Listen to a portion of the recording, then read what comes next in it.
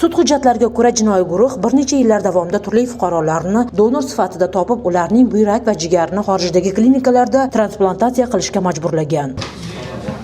Asosiy figurantlar er va xotin internetda buyrak va jigar sotib olamiz degan e'lon bergan. Bu e'lon orqali aloqaga chiqqan erkakning xotinning buyragini 60 ming AQSh dollariga sotishga kelishgan. Turmush o'rtog'im Telegram gruppasiga so'rab yozdik. Shunda pulga muhtoj bo'lgan shaxslar aloqaga chiqishdi.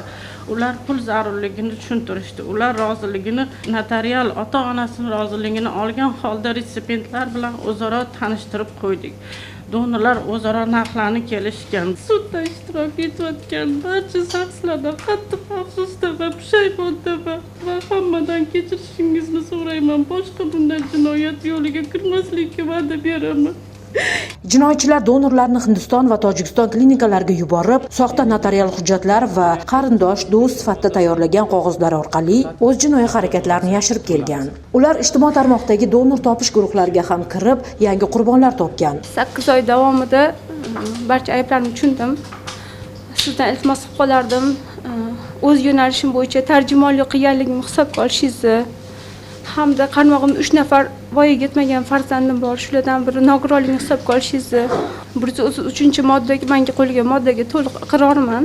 Qamoq bilan bog'liq bo'lmagan yengil jazo qo'llashingizni iltimos qilaman. Toshkentning Chilonzor tumanidagi xususiy klinika va notariuslar orqali hujjatlarni soxtalashtirgan. Qurbonlar ko'pincha pul va va'dalar evaziga majbur qilingan. Har bir operatsiya uchun donor va bemor o'rtasidagi qarindoshlik aloqasi soxtalashtirilgan.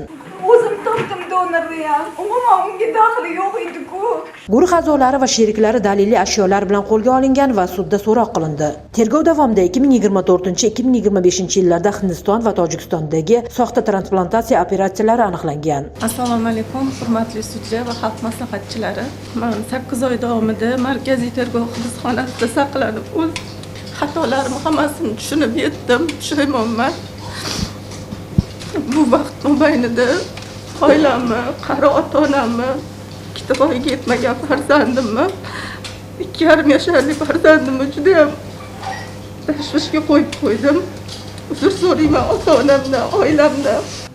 Jinoyat ishlari bo'yicha Yakkasaroy tuman sudi sudyasi Azimjon Hakimov inson a'zolarini noqonuniy savdosi bilan shug'ullangan 12 nafar kimsaga hukm chiqardi. O'zbekiston Respublikasi nomidan hukm.